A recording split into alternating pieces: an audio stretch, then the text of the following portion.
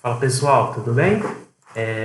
Aula de hoje, damos continuidade na aula passada, na aula 26 passada, que falamos sobre indução de campo magnético. A gente abordou, né, o campo magnético é uma grandeza vetorial, né, direção, sentido e modo, e abordamos os dois primeiros, né, abordamos para três casos específicos, que é o que a gente vai ver mais comum em prova de vestibular. A gente abordou direção e sentido, né? E abordamos regras de mão direita, como é que estabelecer, né, a direção e sentido de cada um desses casos. Mas a gente acabou, né, de propósito, deixando o módulo para a aula seguinte, até para não ficar muito pesada a aula. Tá? Eu separei aqui 3 slides só para a gente relembrar os 3 casos. O primeiro caso foi o caso do fio retilíneo muito longo. Então, é basicamente um fio que passa uma corrente elétrica, ele é 100% retilíneo. Aí não importa se ele é vertical ou horizontal. E como é que funciona o comportamento das linhas de campo? Né? As linhas de campo, elas têm um formato circular, concêntrico ao fio. Né? Então, essa aqui é a nossa visão lateral, né? E aqui é a visão de cima. Então, tá vendo as linhas de campo aqui concêntricas. E onde que está o campo magnético? Onde que está o campo magnético? Né? Em certo ponto, é que escolher um ponto P aleatório, tá? Arbitrário. Nesse ponto P, né, a direção do vetor campo magnético é tangente, né? Então está aqui a linha pontilhada, né? Tangente a essa linha de campo. É característica parecida com o que aconteceu no campo elétrico, que a gente viu lá no começo do curso. Né? E qual que é o sentido, né? O sentido, aqui, obviamente, essas setinhas ali já deram um pouco da cola, né? Mas se a gente não tivesse, né, essas setinhas, se a gente tivesse que determinar a linha de campo, né, o sentido a gente determina via a nossa regra da mão direita. Como é que a gente utiliza? Mão direita, o seu dedão você alinha com a corrente, nesse caso aqui, né, para cima, e aí os seus 4 dedos, né? Como se você estivesse segurando o fio, os seus 4 dedos, eles dão, né, esse sentido das linhas de campo. Né? Então, percebe essa foto aqui é até melhor para a gente visualizar. Né? Se você alinhar, né, a corrente está vindo na sua direção, é um pontinho, né, a ponta da seta. Você aponta o dedão para você, né, os 4 dedos eles andam, né, em sentido anti-horário. Tá? Então, fica essa cara aqui, as linhas de campo, e aí, né, é como se a gente estivesse dirigindo aqui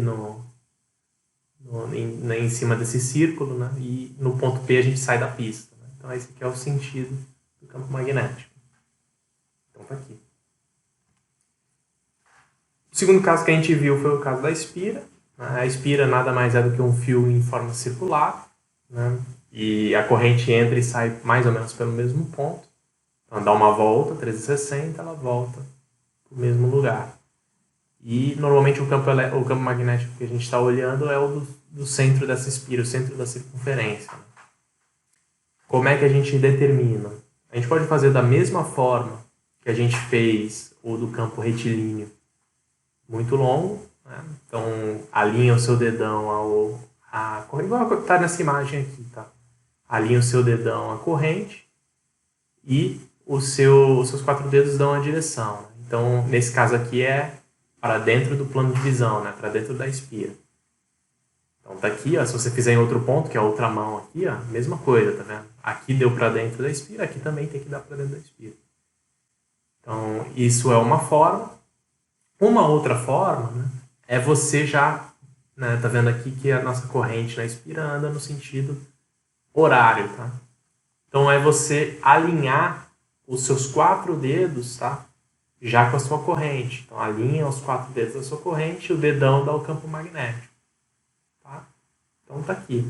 4 dedos na corrente, dedão dá o campo magnético. Tá aqui. Tá certo? Então, 4 dedos aqui, dedão no campo magnético. Né, só para não confundir, é o oposto, né, do que a gente faz no fio retilíneo. Mas é um outro jeito da gente determinar de forma direta a direção e sentido do campo magnético. Então, se não quiser decorar as duas formas, pode só fazer exatamente como a gente fez no fio retilíneo, só que aí tem que entender, né, que você vai aplicar em cima da circunferência. Né? Então, é só entender se ela está entrando ou saindo da espira. E, né, o outro caso, talvez o caso mais importante, é o caso da bobina, ou solenoide, mesma coisa, que nada mais é do que uma porção de espiras empilhadas uma em cima da outra. Então a corrente vem, ó, entra por esse fio aqui, dá uma porção de voltas aqui, de certa forma concêntricas, circulares concêntricas, como se estivesse ao redor de um cilindro, e aí ela sai para um outro ponto. Tá? Então esse aqui é a bobina. O jeito de determinar, né, a direção do campo magnético aqui, ela é alinhada ao eixo desse cilindro, né, que está sendo percorrido ao redor dele.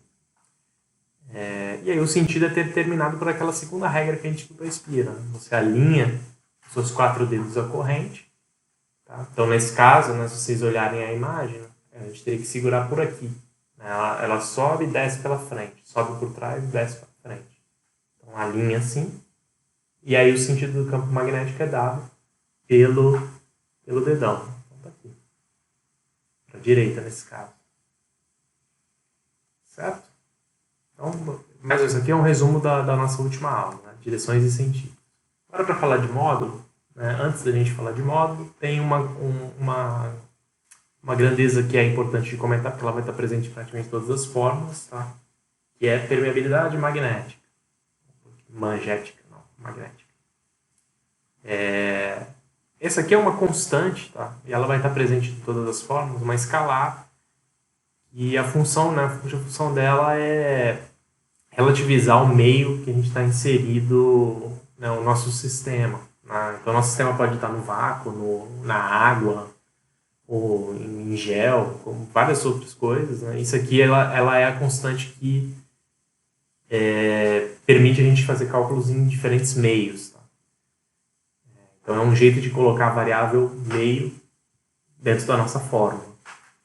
Então, normalmente para fins de exercício e provas, né, a gente vai estar falando normalmente do ar ou vácuo, né? Então se comportam parecidos, vácuo ou ar. E aí o valor da permeabilidade magnética é esse aqui, 4π vezes 10 a menos 7. Preciso decorar isso aqui? Provavelmente não, vai ser dado para vocês no texto da questão. Tá? Isso aqui vai ser fornecido. Então, o que a gente precisa saber é que não olhar esse μ0 aqui e não saber o que é. Na verdade, isso aqui é uma constante, é um escalar, que diz pra gente qual que é o meio que a gente está estudando. Né? E normalmente vai ser o ar ou o vácuo. Então, primeiro caso, está aqui a nossa primeira fórmula. Vamos primeiro localizar as nossas variáveis. Tá? Quem são as nossas variáveis aqui importantes? É a corrente, que vai estar andando, o fio retilíneo, né? A corrente que vai estar andando nesse fio retilíneo. E a distância, né? Como, né, a gente está falando de um ponto e linhas concêntricas, né? Então, é a distância, o raio, né, da linha concêntrica que o meu ponto está inserido, né? Então, está aqui, ó, desenhando aqui, ó, o I é a corrente e o R é o raio que conecta o ponto que eu estou estudando ao centro, né? E o centro é o fio retilíneo. Né? Então, a nossa fórmula para calcular o campo magnético aqui é B é o campo magnético, né?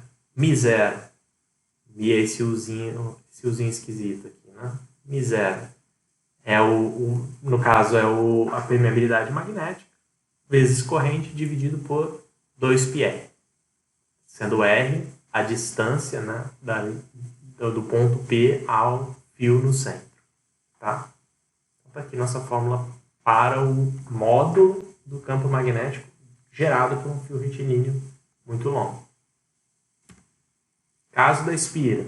Então, caso da espira, normalmente a gente vai estar querendo estudar o campo magnético no centro, e apenas no centro da espira. Senão é outra coisa. Tá? Essa fórmula não vai valer para outros pontos, ela vale apenas para o centro. Quais são as variáveis? Mais uma vez, corrente, que percorre a espira, e o raio da própria espira, né? Então, está aqui o raio da espira, que é uma circunferência. Então, nossa formulinha, B é o nosso campo magnético, permeabilidade magnética vezes a corrente. Então, percebe que repetiu essa parte de cima, né? μ0 vezes o I, dividido, em vez de ser 2πr, é só 2r. Então, essa é a fórmula para o campo magnético no centro de uma espira. Para o solenoide, né, para a bobina, a gente tem, mais uma vez, as variáveis, né? Raio do solenoide, lembrando que é como se fosse um monte de espiras empilhadas, corrente que vai percorrer o solenoide. E agora, né, a gente tem uma terceira variável, que é, na prática, quantas espiras empilhadas compõem esse solenoide. Né? Então, está aqui, ó, na nossa figurinha, ó, vamos localizar as variáveis. Ó, o I que entra, né, a corrente, o raio do solenoide e o número de espiras empilhadas. Né? Então, tá aqui, ó, a gente conta mesmo. 1, 2, 3, 4, 5 e assim sucessivamente. Então, está aqui nossa fórmula. Campo magnético é igual a número de espiras empilhadas. E aí, a fórmula da espira, né? μ0i dividido por 2r. Tá aqui. Essa é a fórmula.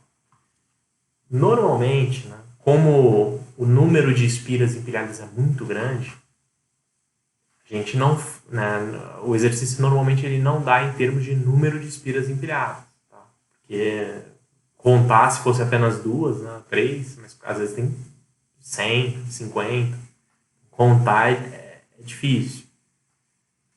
Então, um caso mais real, ele não te dá o número de espiras, mas ele te dá uma forma de densidade de espiras. Tá? Como é que funciona isso? Né? Densidade do quê?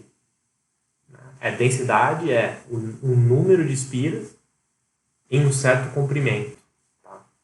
Então, a cada 10 centímetros, a cada 10 milímetros, tem X espiras. Tá? Então, o Nzinho tem um número de espiras por centímetro, por milímetro, por metro. Né? Então, espiras por metro, espiras por centímetro, espiras por um intervalo de comprimento. E aí, ele te dá, né, quando ele te dá essa propriedade aqui do solenoide, né, ele torna a outra variável muito mais fácil da gente conseguir medir e ter. Né? Um caso real muito mais aplicável. Né? Que é o comprimento do negócio. Né? Então, o comprimento da bobina é um negócio muito mais fácil de aferir, de medir. Né? E aí, isso aqui é como se fosse uma propriedade de fabricação. Né? Então, eu fabriquei um solenoide que tem 2 espiras por centímetro. Né? E aí, a fórmula, né? Eu substituo aquele Nzão, né? Que é o número de espiras. Percebe, se eu jogar o L para cá, né? Vai ficar Nzão igual ao Nzinho vezes L. Né? Então, eu substituo o Nzão por Nzinho vezes L. E aí, o resto é tudo igual. Esse é um caso mais aplicável. Tá? Dificilmente, na vida real, ia ficar contando espira. Né? Então, normalmente, eu venho com uma propriedade de fabricação. Então, solenoides mais densos ou menos densos. E aí, eu tenho um comprimento desse solenoide. Né? X centímetros, X milímetros. Né? Então, para encerrar aqui, né, um resumo geral das fórmulas que a gente viu, né, de módulo. Então, fio retilíneo, campo gerado por esse fio retilíneo é permeabilidade vezes corrente, dividido por 2πr, sendo R a distância do ponto que a gente está estudando com relação ao fio no centro. Segundo caso, espira, campo igual a μ0i, permeabilidade vezes corrente, dividido por 2r. Lembrando que isso aqui é apenas aplicável ao centro da espira. Tá? Aqui é qualquer ponto ao redor daquele fio retilíneo. Aqui é só o centro da espira. Terceiro caso, solenoide. Né? Ao centro do solenoide. Né? Qual que é o campo no centro do solenoide? Né? É o número de espiras vezes μ0i dividido por 2r, sendo que, num caso aplicável na nossa vida real, aí, densidade de espiras, né, vezes o comprimento do solenoide.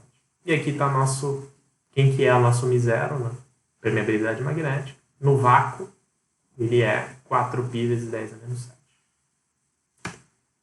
E é isso, gente.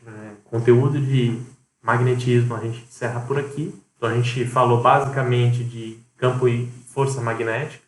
O conteúdo é um pouco mais curto mesmo do que circuitos e eletrostática. E aí a gente amarra praticamente todo o conteúdo de eletricidade como um todo. Não é tudo da frente, né? Então a gente vai ver mais alguns conteúdos que aí não tem muito a ver com esse... Não tem nada a ver com esse pacote, né? O pacote de eletricidade ele encerra aqui. E a gente se vê na próxima aula. Bons estudos, pessoal. E bom fim de semana. Até a próxima.